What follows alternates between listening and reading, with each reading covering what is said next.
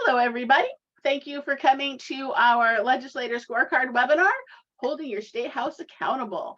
We're excited to show you a little bit about scorecards and how to make them and what and not. I am Karen, so good to meet you. I'm the founder of BillTrack50, and we've got Michael here. Michael, introduce yourself. Michael O'Brien. I'm the founder of Mob Advocacy, and I've been working with BillTrack50 since it was in beta. True story. All right, so together we're going to try to give you a tour of BillTrack50 using these slides of wonder. So we will see what I was thinking when I chose this slide deck. Here we go. Today we're going to talk about scorecards, a little bit about what they are, who can use them, what they are used for, and then when you might want to use a scorecard, like when you should get started on it. So that'll be the first part. And if you're new to scorecards, hopefully this will be helpful and informative. Then I will walk through making a scorecard. So we'll talk about the basic elements and some strategies.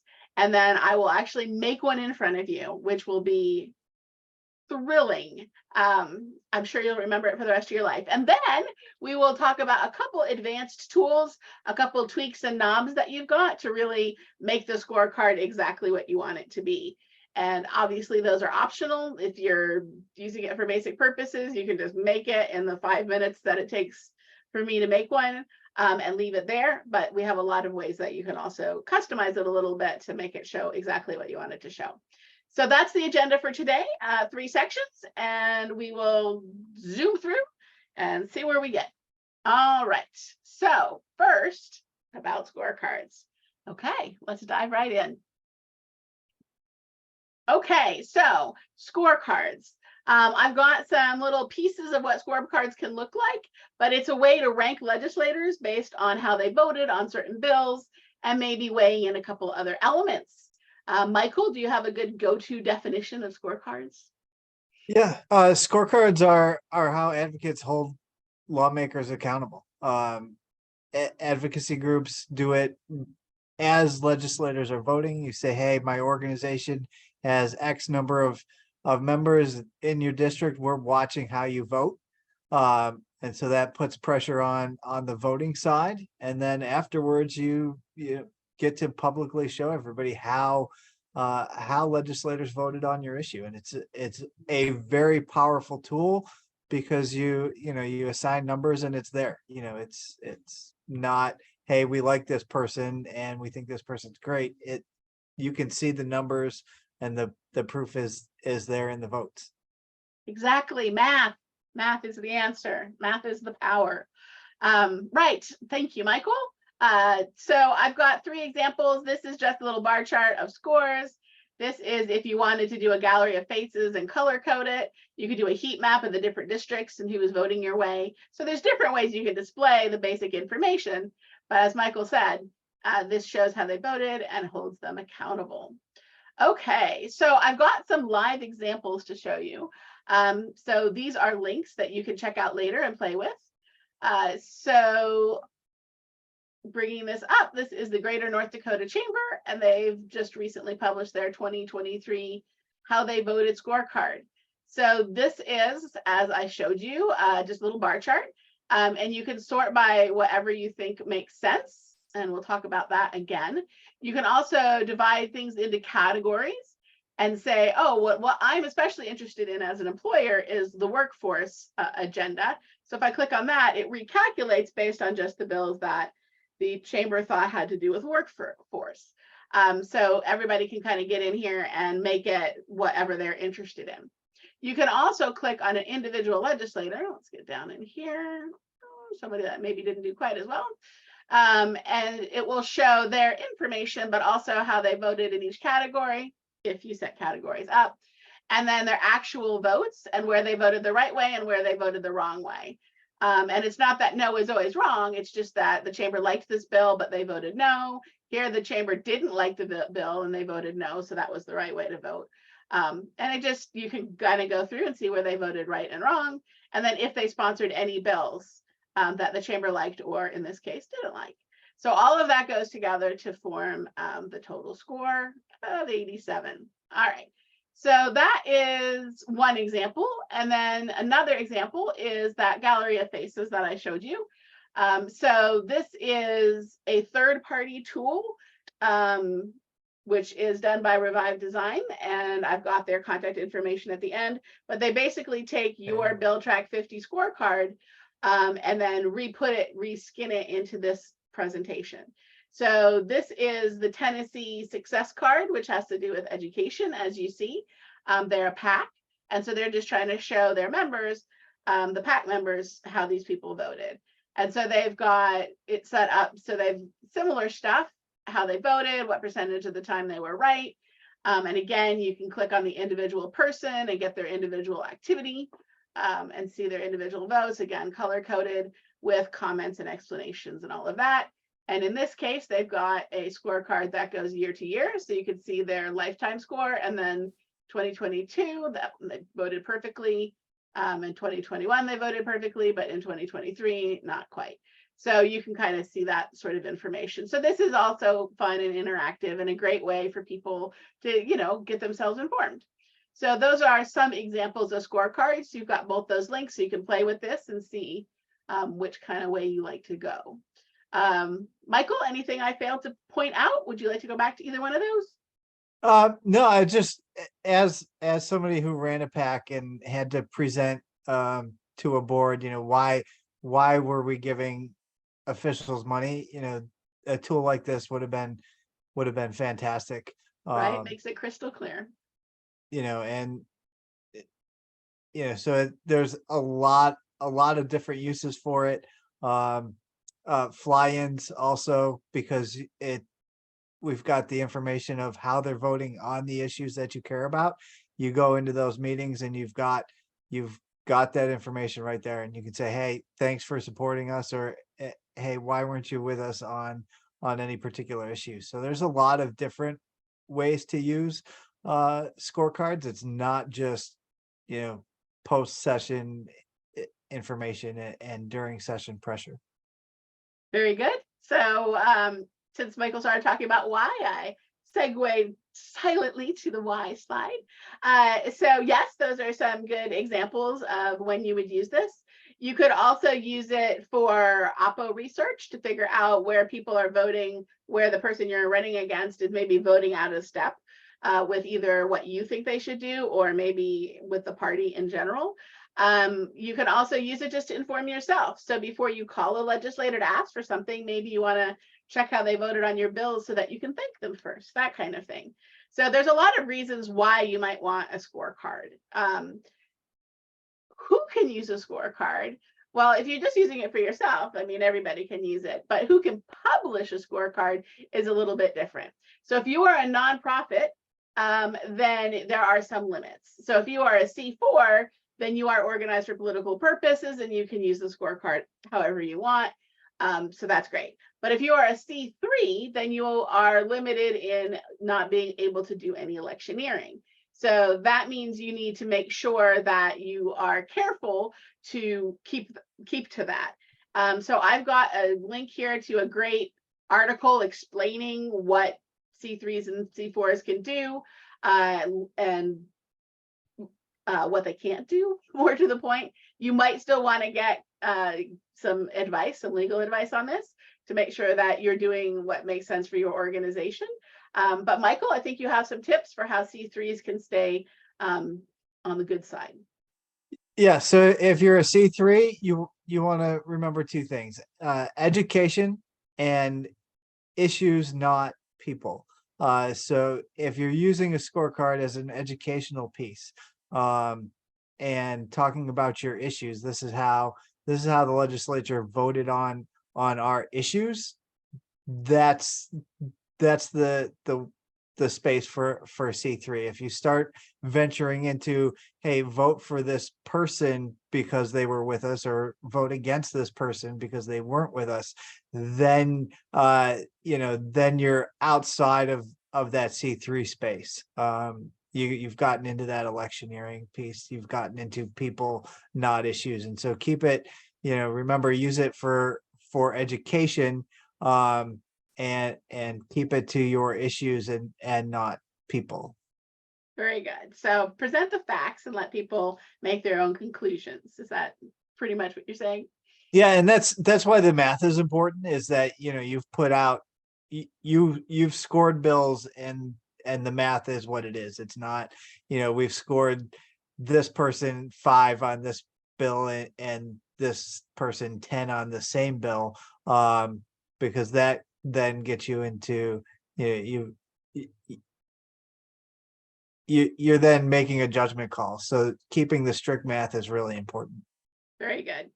And our scorecard is very careful to do that. So you might ask us to add a couple extra points here and there. Can't do it. We keep it all strictly based on the votes and the sponsorship, to keep you straight. All right, so there's that. And then when you might want to make your scorecard. Well, if you're using it for accountability, which is Michael's favorite application for scorecards, you're going to want to use it all year long. So you're going to want to set it up early in the session, let legislators know you're doing it, let your members know so that they can come and then contact legislators when they're not happy with the votes. And then just keep the scorecard running the whole year. And as new votes come in, we'll go ahead and add them into your scorecard for you. But as new bills get introduced, you're going to have to add those to the scorecard. So it's a little more work, and you'll have to visit it more often if you're doing it during the year as things are coming out. But if you're doing it as PAC evidence, for example, or if you're doing it to just pick a legislative champion to honor at the end of the year, then you can wait till all the votes are in, till the session's over, and then you can compile it and present it. Michael, any other use cases where you want to wait and do it at the end of the year? Those are good ones. I will give a plug though for the accountability during the year piece. So many organizations that do really good scorecards, legislators call them up and ask where they are in the bill. If they haven't scored it yet, if it's not out there yet, legislators care, and they'll say, hey, where are you on this bill before I take a stand on it. So it is really a powerful tool. That is a great point. And in fact, we have gotten feedback from some of our customers who use our scorecards that in fact, that does happen, that legislators call them to see how they're going to score a bill. So I've got that case study here if you would like to read more about how they got there. And they took a very careful, deliberate approach. And so you can read the details in that case study. All right, moving on. How to make a scorecard. Hopefully now you're excited. You can think of reasons why you might want one. It looks complicated, but it's not that hard. So basically there's just a few steps. So let's dive in, talk about the steps, and then I will show you how it works in actual practice. All right, and as a reminder, feel free to ask questions. Speaking of which, any questions about that first section? Or Michael, anything that I failed to cover before we actually get into the making of a scorecard? I don't know, we must be getting pretty good at this, Karen, because I can't think of anything that we missed. All right. All right, hopefully chat is working. It'd be great if somebody chatted. I thought I said it that everybody could use it. Let me just double check that. I mean, I think, I don't know. All right, well, hopefully it's working. And oh, thank you. Okay, very good. It's always good to get some Onward. validation in there. All right, so here we go. Choosing bills. The first step is you've got to decide what bills you're going to actually score. And so there's a couple of different ways you can attack this. So first you have to decide what time frame. So are you just going to do this session, or are you going to try to make it several sessions like the Tennessee example I showed you, whereas North Dakota was just like, here's what happened this year. What scope do you want to do? Do you going to go very broad and do lots of bills? Are you going to keep it nice and narrow and just do like the 5 most important bills? North Dakota, you saw that they had like a bunch of different topics they tackled. Obviously, they could have added a few more. Tennessee, I think, kept it quite narrow with just their education framing. So you've got to decide like how wide or how narrow do you want to go? And then there's other ways you could narrow them down. You could, for example, only want to pick bills that you support because you think that that would be more pleasant for your supporters or your members to call and say, hey, I love this bill, will you vote for it?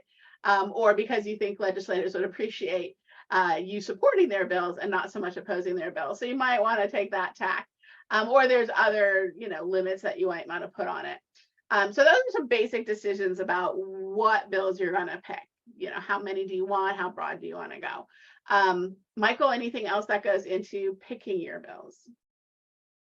No, just if you're focusing on issue related, just make sure that they do really matter to your members. Because I think that's gonna increase the impact of the scorecard. And if you're an organization that rates all of the bills in session, and there's a number of them out there,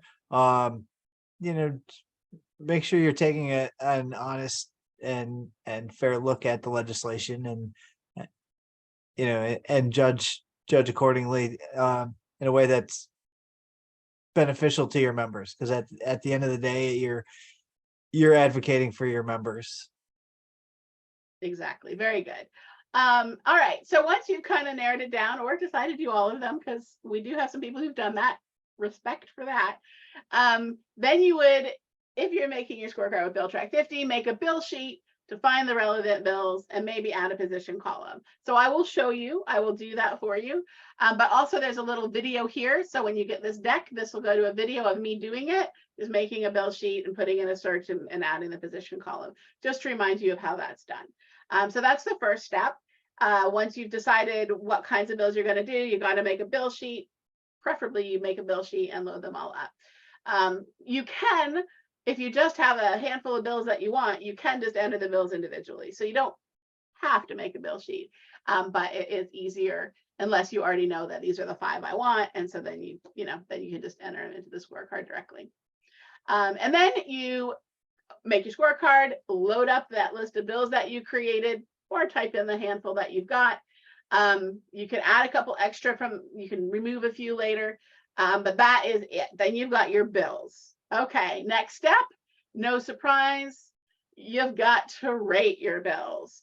Hopefully you guys have been enjoying these slides as we've been going. I know that they're bonkers and they amuse me. So yep, so that's just throwing that out there because this one made me laugh.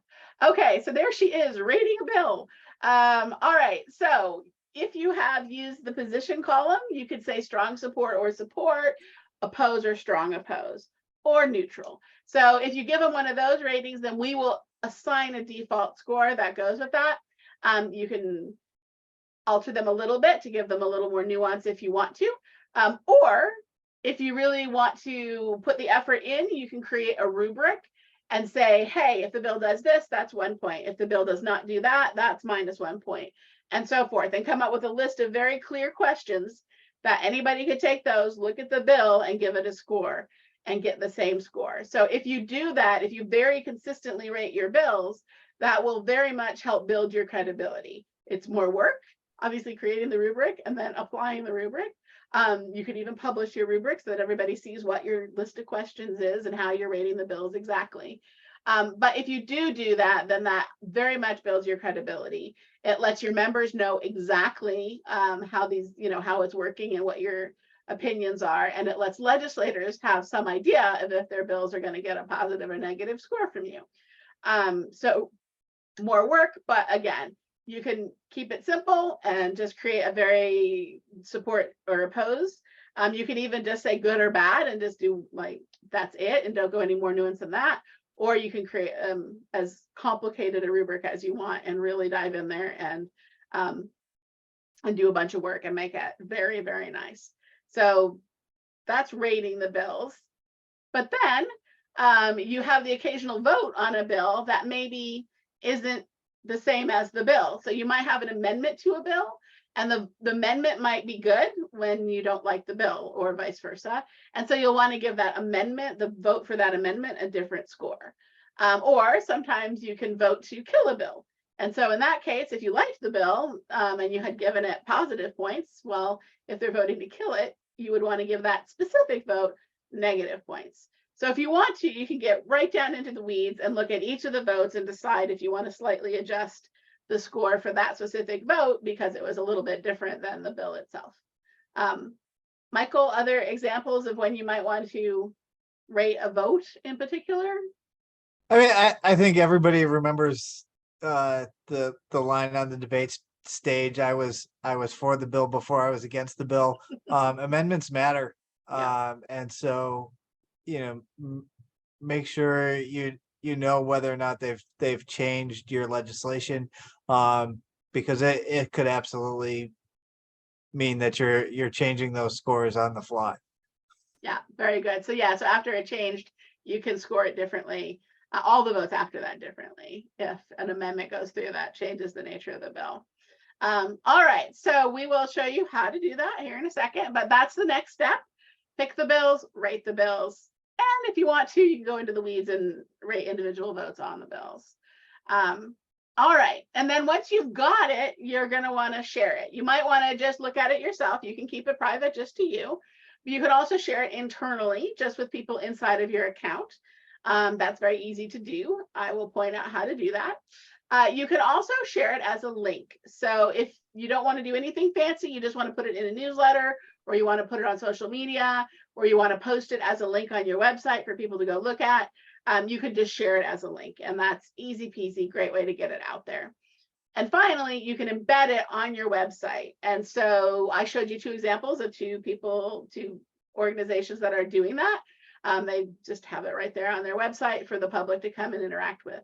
You can also put it behind a password or a paywall, so that only certain members or certain people can access it, but still have it published. So you got different levels for how you might want to use the scorecard ultimately. All right, Michael, you ready to actually do it? Should we do it? Should we make one? Should we do it? Let's do it. Let's do it. All right, so I've got this. Wait, where is it? Oh, here it is. Okay. All right, Michael, I need the hand. There we go. I need the power. Say something. Let's do it. Here we go. Live demo. So this is my BillTrack50. Okay, so if you don't have an account, then you can go grab one and grab a free trial and be able to do this.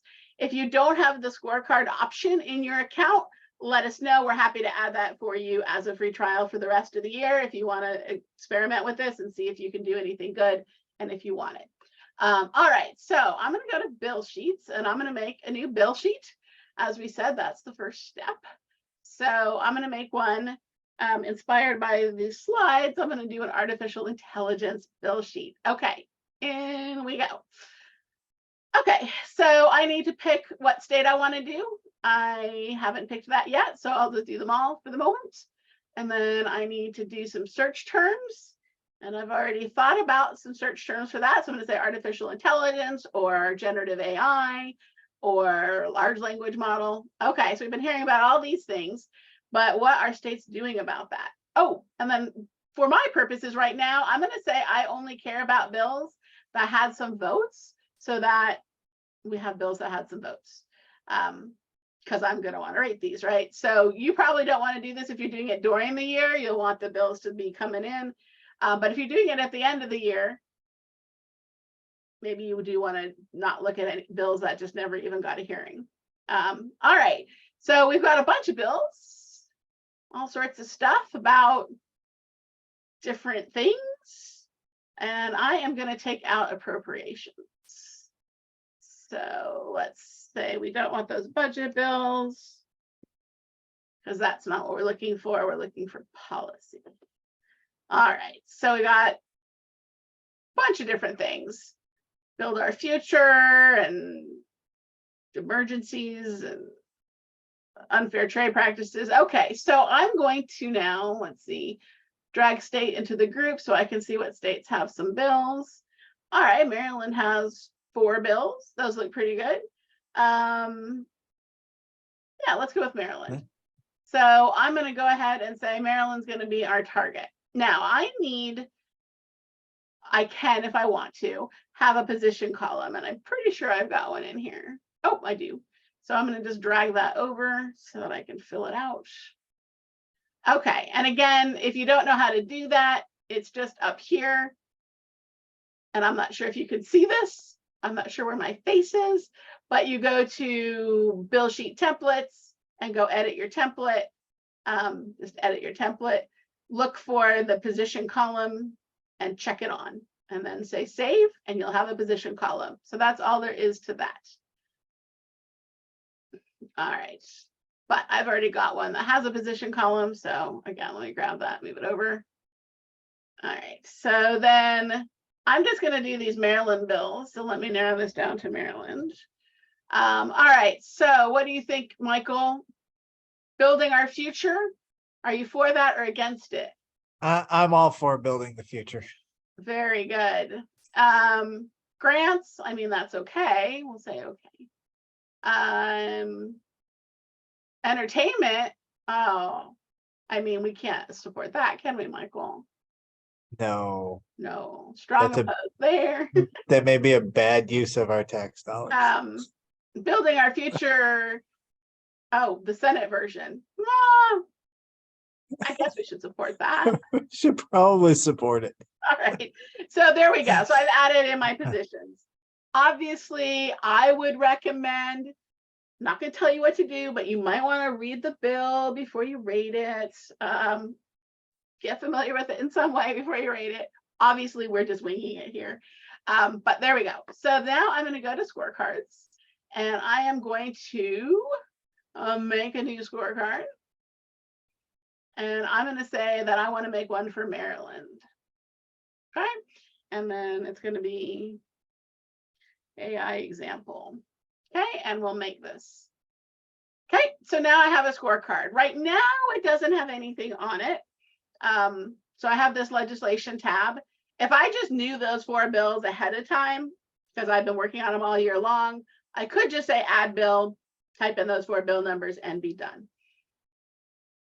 But if I used a bill sheet to find them, then all I need to do is come here, say what bill sheet I want to use, and then click add bills. And that'll bring the bills from Maryland onto this sheet. Now, if I am only halfway through the session and another bill gets introduced later and it shows up on my bill sheet, I can go ahead and give it a position, and then I can come here and load it again, and it will only load whatever is new. So you can keep loading bills during the year. You can also load several topics. So I could say I want to do artificial intelligence and also, for some reason, the nursing compact, right? And so then I could load those bills in. So that's a good way to keep your categories separate, is to do them on separate bill sheets and then just load them all up. All right, so I have added those bills. So now if I look at the legislation tab, I've got the bills that we picked. They all had votes. And then you can see the default ratings that came in. So the ones I strongly supported get 5, like 5 stars out of 5, like you would rate a movie. The ones that I only said were support and not strong support, those get 3 stars. And this one I strongly opposed, so it gets -5 stars. So basically, you can pick any rating you want. You can just do 1 and -1 or 1 to 10 or whatever makes sense for you, as long as you pick positive numbers for good bills and negative numbers for bad bills. That's the only rule. More than that, it's up to you how granular you want to get, how you want to do 1 to 8 or 1 to 100 or whatever makes sense for you. All right, so I'm going to say that those default are fine. And now I can go in here and look at the individual bills. So I could look at this film 1 and the individual votes, I'm sorry, and say edit. And this takes me in to fine tune my scoring. So I'm not going to do this. I'm done. Like, I've made a scorecard. So now I have all these scores. I can see who voted the way we wanted them to. We can see who voted the wrong way. We can see the parties and which party did better and worse. Of course, we just wung it, so who knows. But each one of these is a person, so we can see who theoretically did the best and the worst and so forth. We can narrow that down by looking at just the house if we wanted to. And then we also have our maps. So we can see what districts were most supportive to see if there's a geographical component to our support and not just a party component.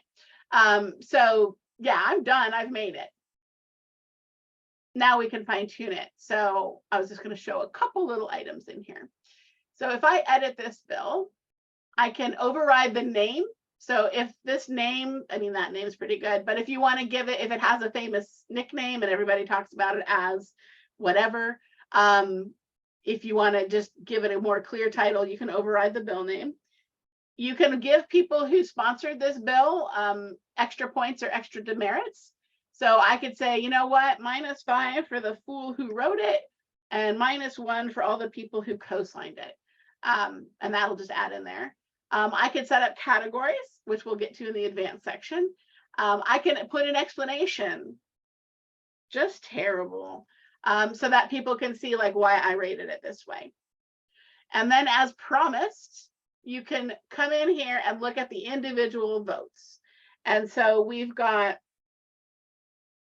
the Senate passed it in March, and then they gave it to the House probably, and the House passed it in April. And then I guess they must have changed it because it went back to the Senate and they passed it again in a few days later. Okay, so what we do by default is take the last thing that happened in each chamber. So we would be counting this final vote in the House and this final vote in the Senate. And we put this little calculator here to let you know this is what we're adding into your score. But you can override that. You can say, no, this one was shenanigans, I don't want to use it, and exclude it. And then that will say, okay, well, then we'll use this one then, right? So you can do that. But you could also say, you know what, I do want to include this one, and I want to include this one. And back here, it was a -5, but after the House got to it, maybe it was only a -4.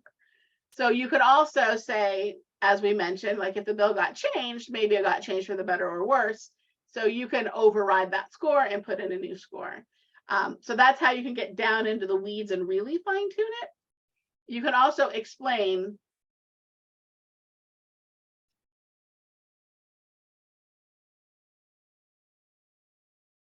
why you gave it that separate score. All right. So now that I've done that, if I go and look at, well, now that I've done that, the comments show up here. I get a new comments column and they show up.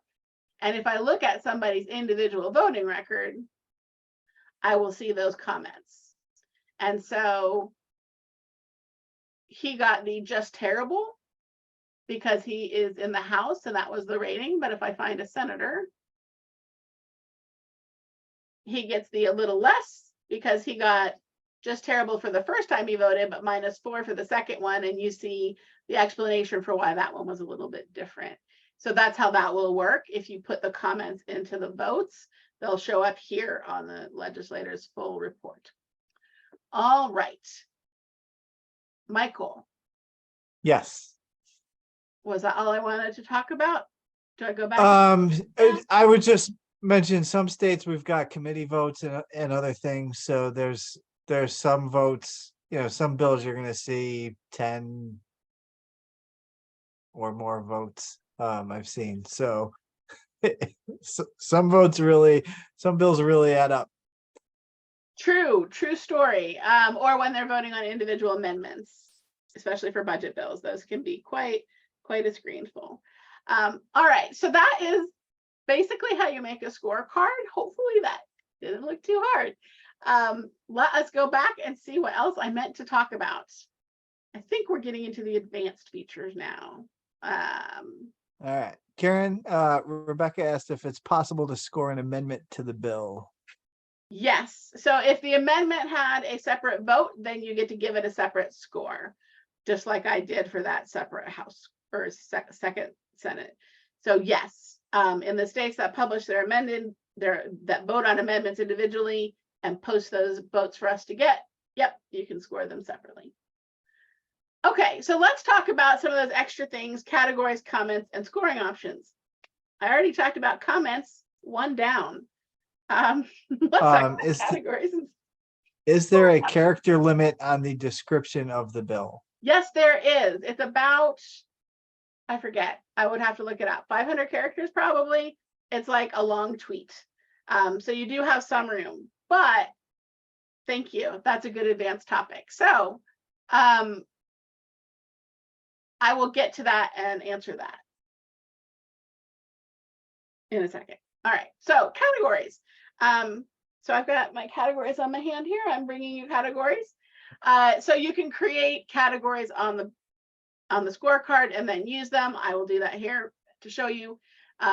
This link goes to a video of me making categories. Great. All right, so that is a fun thing to do. Comments, you can add extra information. And to answer the, is there a character limit? Yes, there absolutely is. The comments on the votes are like a tweet up top. It's a little bit longer, but you can also add a link. And so you can link off to a full explanation. You can link off to your rubric or the rubric filled out for that bill. You could link off to an article or your testimony on that bill or whatever else you have. So you can supplement your comments with a more fulsome discussion on your own, on some other, some link. You can also, like I mentioned, clarify the vote scores. So that is comments. And I'll show you adding a link here in a second. And then scoring options. So what is this up here? I didn't even notice that. I was so distracted by the, okay. Anyway, so there's that up there. Scoring options. I need to discuss with you the different scores. They might seem obvious, but math, sometimes it gets complicated. So there is 2 different scores that we present for you, and that is the voting index and the total score, which I'll get to. We have this post with the formulas and exactly how we do it and what the difference is here. So if you want to really dig into how that works, above my quick little explanation I'm about to give you, there's a post for that. And then also, what are you going to do about people who miss a vote, abstain, aren't there, whatever, just don't vote yes or no. You might want to count those, you might not want to count those. So I have complete details on the different options you've got for that here in this absent abstain post. So you can dive as deep into those details as you want, but I will give you a quick explanation now. Okay, back into our live demo. Here we are. So I'm going to go back. Oh, nope. I want to go to scorecards. Back into my AI example here. All right. So on the Manage tab, you can, I mentioned you could override the name. You can decide what you want your sort to be. You can also add a logo. And I made a little computer boy logo that I would like to add. So let's talk about these scores and then let's come back and talk about the sort. So we got the vote index, we've got the total score. You can sort by either one. And actually you can like change your mind and come in here and the user can sort as well. But what you have it sort as when it first comes up, it's going to make the first impression. So depending on what you want that first impression to be, here's your choices. So possible is how many votes they could have got or how many points they could have gotten if they voted the exact right way on every single bill. So this, they could have gotten 18 points. So they got 18 points, they got 100%. Okay, so they voted right all of the time. Here, they could have got 8, but they only got 15. So they got 19. But if you do the math real quick, 18, 8, 72, that doesn't actually quite work. And that's because if you think about it, if they vote wrong half the time and right half the time, then that's exactly going to cancel out all then they'll wind up with a 0. So 2 points for voting right, 2 points for voting wrong, boom, or minus 2 points for voting wrong, boom, they get a 0. So that is what happens down here. So these people voted right half the time and wrong half the time and get a 50%. And then these people voted wrong more than half the time. So 27% of the time they voted right. So they got, and their total score was a -8. So basically, the vote index is the percentage of the time they voted correctly. So that would be their ideological purity, like just how much did they vote down the line, how you wanted them to vote. The total score is that, so if they voted right or wrong, weighted by how many points you gave that bill, plus whatever extra credit they got if they sponsored a bill you cared about. Plus, some people, if you decide to go ahead and include, well, the House and the Senate might have had a different number of chances to vote. Some people on certain committees, if you decide to score the committees, they may have had more chances to vote. And so they might have a much bigger possible score and a much higher number, even though they only voted right 70% of the time. Like if they sponsored a bunch of bills and they were on a bunch of committees, they might have a very high score anyway. So the total score is really their total impact. So are they on the committees you care about? Do they sponsor a bunch of bills that you care about? Like what, or that you hate, right? So what's their total impact? So that is the total score, also factors that in. So that's kind of how we think about vote index. It's votes only, and it's kind of just ideological purity. Total score is all that stuff magnified by how many opportunities they have to vote. So that is what we consider kind of the impact score. Hopefully that made some sense. Again, there's that post that you can read with all of those details. So you might want to emphasize one or the other, or you might just want to have it come in sorted by the legislator name so people can find their person, or maybe sorted by district if you're the kind of state where everybody knows what district they're in. So that's up to you. So you come on the manage tab, you get to decide how you want it sorted. So maybe you want to emphasize who was the most pure. I think it's funny that you think there's a state where people know what district they're in. Well, okay. Anyway, what is your favorite scoring metric to use? What do you prefer to use? I use the percentage. So the vote index. The vote index, you saw in there, you could, the person with an 8 and 100, was getting the same points as somebody who was with the organization 72% of the time, so less than 3/4 of the time.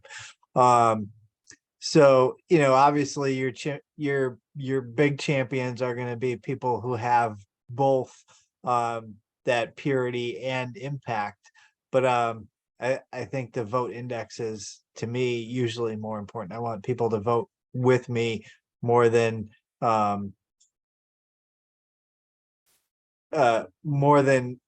vote against me, the same number of times as somebody who, I guess, yeah, very good.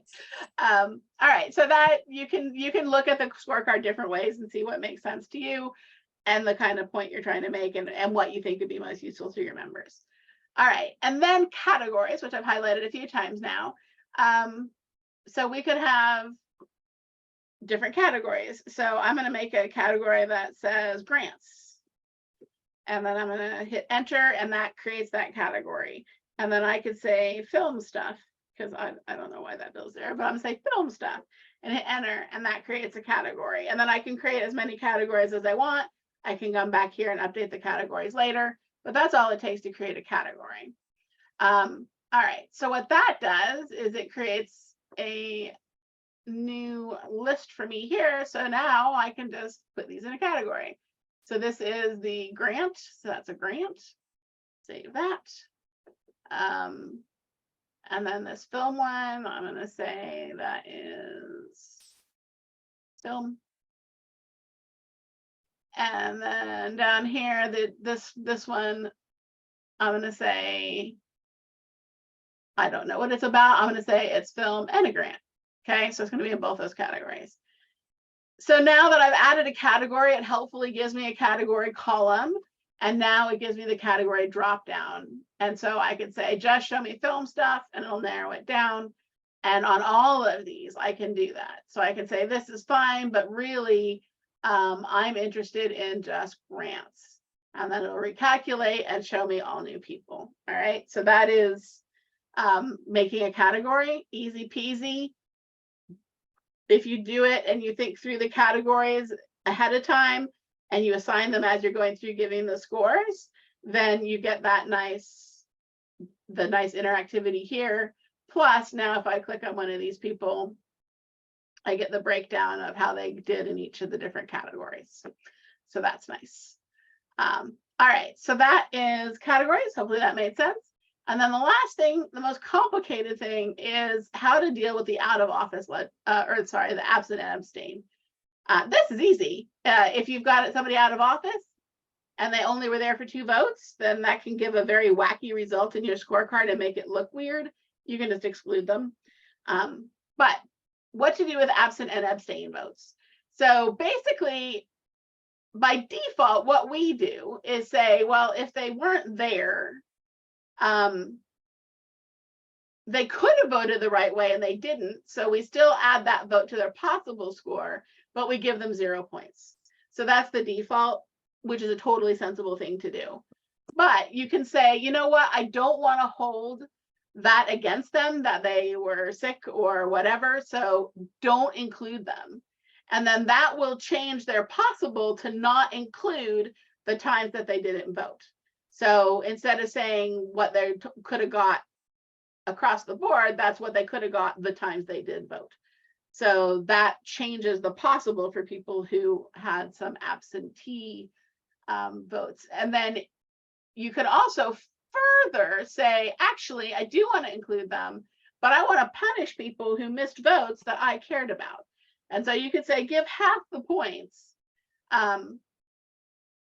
for missed votes. So if I had scored a bill, let's say 4 points, and they didn't show up and my bill failed, then that would be a -2 for them. Because basically they voted the way the bill went. By not voting, they let it fail. And so they'll get half the points for that, the -2 out of the -4 if they had voted no. So if you've got a situation where you do have a few people who just aren't showing up for you, you can highlight that by deciding to, penalize them a lot or a little or whatever. And if you don't want to penalize people for missing at all, then you can just not penalize them at all. Or if you just want to give them a 0, but show that they didn't make it, then you can do this. And again, that's completely laid out with examples in that post for more details. So hopefully that wasn't too confusing. Michael, anything you want to clarify before we move on to questions? No, I think you hit everything. But the thing is, you already know how to do this. That is true. All right. So I think that's all we want to talk about. And we will chat here for a second and let you enter any questions that you have. But also we want to say thank you for coming. And I'm going to go ahead and move to the end screen, but please do ask any questions that you've got.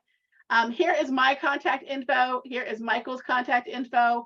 We're both perfectly happy to either add scorecards to your account if you don't have them, or help you so you can write to either one of us, set up a time to meet with us. We'd be happy to help walk you through it.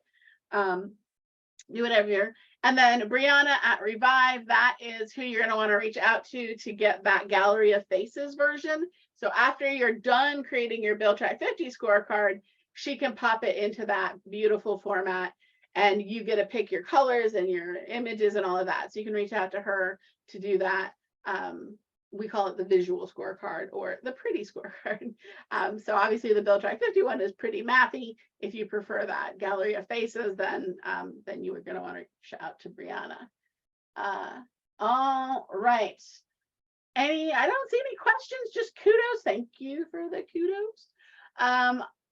And the final slide, we've got the zombie contact us, which is pretty spectacular. But Michael, you ready for the last one?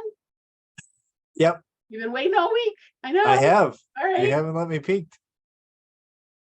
Thank you. Crazy crying lady. Really don't know what's going on with her. Okay, so you will get these slides in an email and you will get the webinar recording maybe in that email. I'll add it to the slides. It'll be on the post as well. And then the complete scorecard guide. This is an absolutely great link that I just clicked in the wrong place. But anyway, so look, that actually walks through all of this screen by screen, item by item, reminding you exactly what to fill out and how to do all of this. So don't forget that this resource is here. So there's a link to it at the beginning and the end, and you can also just go to the blog, the BillTrack50 blog, and look for it. So hopefully those resources will be good. All right, so if no one has any other questions, I'm going to go ahead and stop this recording. Thank you, everybody. Thank you.